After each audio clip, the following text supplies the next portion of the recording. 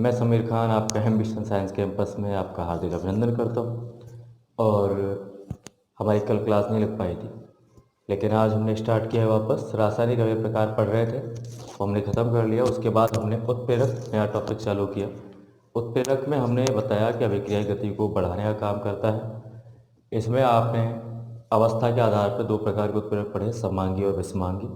समांगी वो होता है जिसमें कि अभिकारक, उत्प्रेरक और उत्पाद तीनों एक ही अवस्था में होते हैं।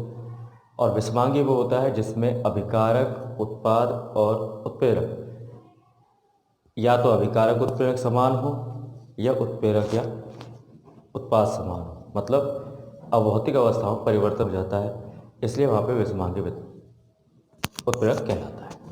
अब हमें पढ़ना है क्रिया के आधार पर। क्रिया मतलब एक्टिविटी के आधार पर, वो जो कि अभिक्रिया की गति को या तो बढ़ा रहे हो या घटा रहे हो।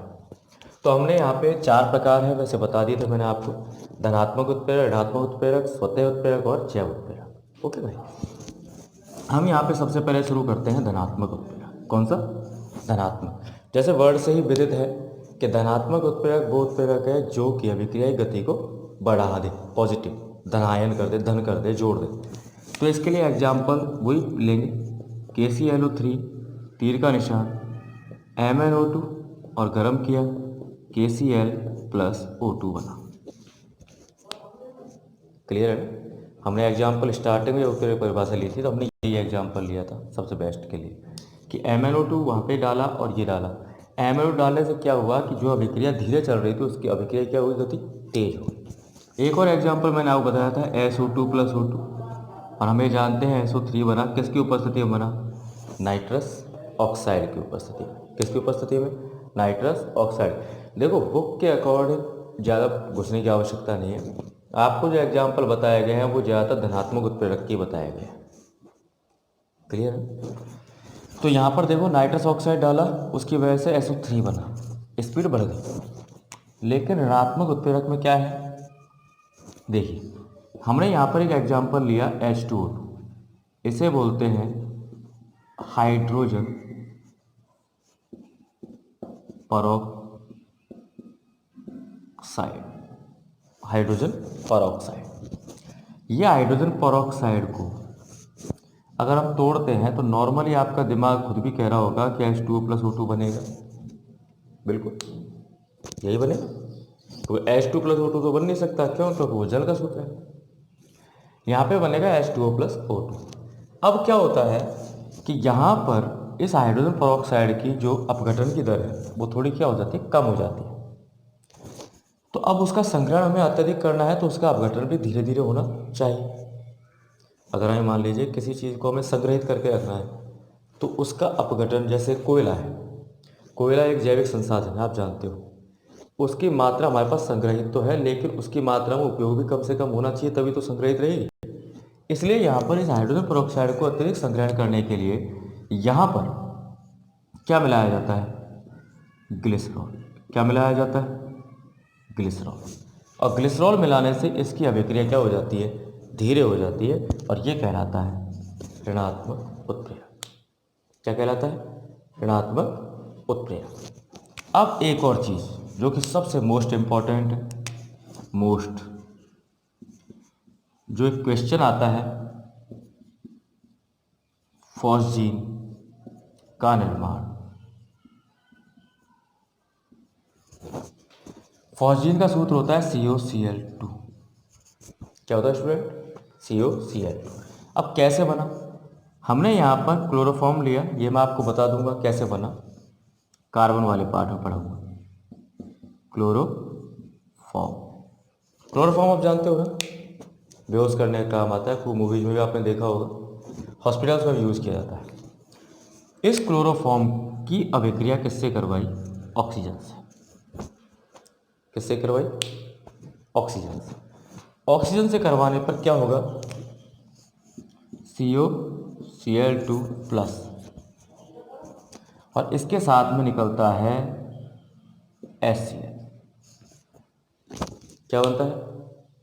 HCl। अब क्लोरोफॉर्म से फॉस्जीन बने तो फॉस्जीन एक विषैली गैस है। फॉस्जीन क्या है? विषैली गैस। तो इसके निर्माण की गति को भी कम करने के लिए यहाँ पर मिलाया जाता है एथेनॉल। क्या मिलाया जाता है? एथेनॉल। एथेनॉल होता है C2H5OH, जिसे आप दारू भी कहते हैं, अल्कोहल। क्या कहते हैं? अल्कोहल। तो इस अभिक्रिया को आपको याद करना ही पड़ेगा। और क्यों क्वेश्चन आता है कि फॉस्जीन का निर्माण किस उत्प्रेरक की वजह से होता है, तो हम कहेंगे ऋणात्मक उत्प्रेरक की वजह से। और उसकी अभिक्रिया को कम करने के लिए क्या मिलाया जाता है? एथेनॉल, जो कि ऋणात्मक उत्प्रेरक होता है। ओके भाई। तो फॉस्जीन एक विषैली गैस है, इसलिए उसका निर्माण धीरे धीरे करने के लिए, मंद क्रिया से करने के लिए उसमें एथेनॉल मिलाते हैं, जिससे कि वो अभिक्रिया क्या हो जाती है? धीमी हो जाती है। और फॉस्जीन का निर्माण लेट होता है। ओके। इसमें आपको सिर्फ यही एग्जाम्पल पढ़ने हैं, ज़्यादा लोड नहीं लेना, क्योंकि ये बड़ा सिलेबस के आधार पर 11th-12th में आ जाता है। 10th क्लास के हिसाब से आपको इतना ही पढ़ना है। ये तो ईजी है, जो आप स्टार्टिंग से पढ़ते आ रहे हो, ये आपको ध्यान रखना है। ऋणात्मक उत्प्रेरक में आपको ग्लिसरॉल की उपस्थिति में हाइड्रोपेरोक्साइड से H2O+O2 बन रहा है।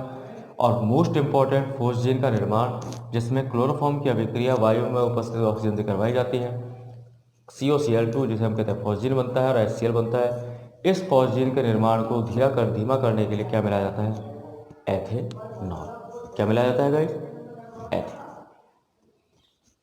क्लियर है? कोई डाउट?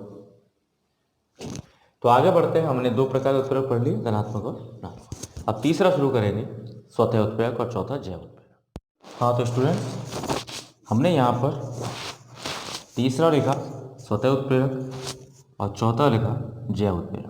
ओके ना? स्वतः उत्प्रेरक का मतलब क्या है? इसमें खास बात यह है स्टूडेंट कि स्वतः उत्प्रेरक में जो उत्पाद बनता है वो खुद क्या है?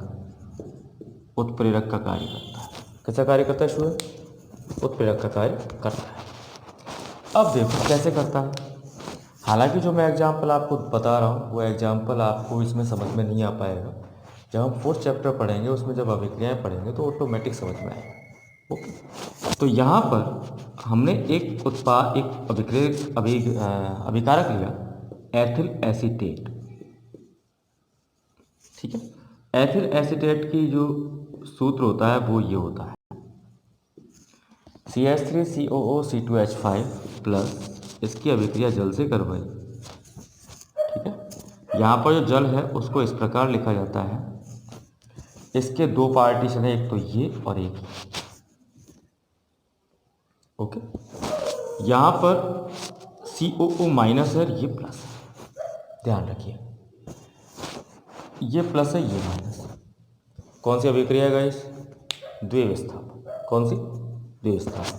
और द्विविस्थापन है, प्लस को माइनस, माइनस के पास प्लस को ले जाओ। तो देखो CH3COO, माइनस के पास क्या आएगा? प्लस। तो क्या बना? CH3COOH plus. देखो C2H5 प्लस है, इस पर क्या माइनस है, तो क्या बना गाइस? C2H5OH। तो देखो जैसे ही ये एसिटिक अम्ल है, ये क्या है? एथेनोइक अम्ल या एसिटिक, या क्या है? एसिटिक अम्ल। तो यहाँ पर जो एथिल एसीटेट बना, उस एथिल एसीटेट से जल की अभिक्रिया करवाने पर एसिटिक अम्ल और एथेनॉल का निर्माण होता है। इसमें बना हुआ एसिटिक अम्ल ही खुद स्वतः ही उत्प्रेरक का कार्य करता है, जो कि अभिक्रिया गति को बढ़ा देता है। देखो इसलिए यहाँ पर उत्प्रेरक के रूप में कुछ भी नहीं लिखा। नहीं लिखा क्यों? क्योंकि यहाँ पे बनने वाला उत्पाद ही खुद उत्प्रेरक का कार्य करता है, उसे कहते हैं स्वतः उत्प्रेरक। ठीक। इसके बाद बात आती है जैव उत्प्रेरक की। जैव उत्प्रेरक में गैस क्या होता है? जैव उत्प्रेरक वो होते हैं जो जैविक होते हैं। जैविक मतलब जो सजीव में पाए जाते हैं। तो एग्जाम्पल के लिए सबसे बेस्ट एग्जाम्पल, जिसने पाचन तंत्र 9th क्लास में पढ़ा है, उसने 3-4 चीज़ें खूब अच्छी तरह पढ़ी होंगी। जब छोटी आंत में पाचन पढ़ते हैं हम, तो छोटी आंत में पाचन के बाद में जैसे ही आंतरिक रस में जाते हैं, तो वहाँ पर आपने पढ़ा होगा माल्टोज, सुक्रोज, पढ़ा होगा। माल्टोज 2 ग्लूकोज के अणुओं का बना होता है, सुक्रोज एक तो ग्लूकोज का बनता है और इसके साथ में आता है फ्रक्टोज, पढ़ा होगा।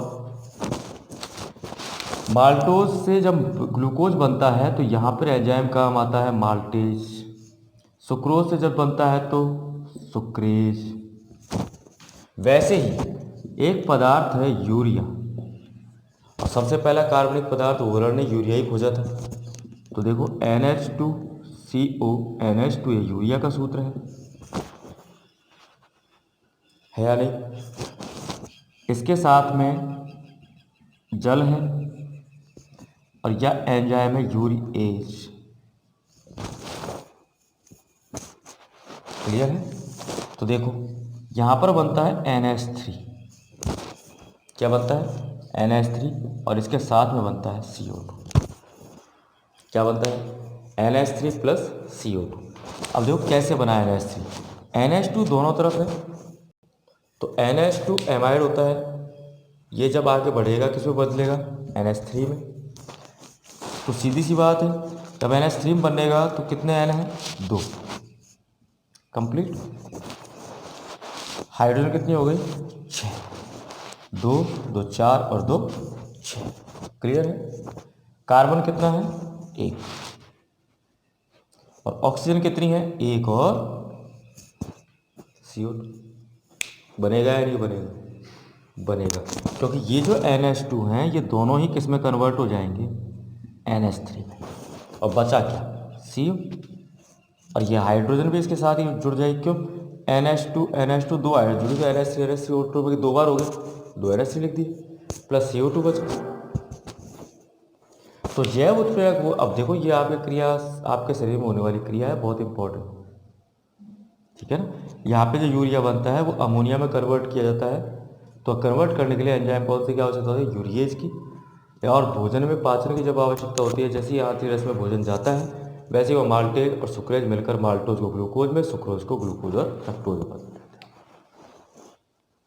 ओके गाइस, तो यह है आपके उत्प्रेरक के प्रकार 4 जो मैंने क्रिया के आधार पर पढ़ाए, धनात्मक, ऋणात्मक, स्वतः और जैव।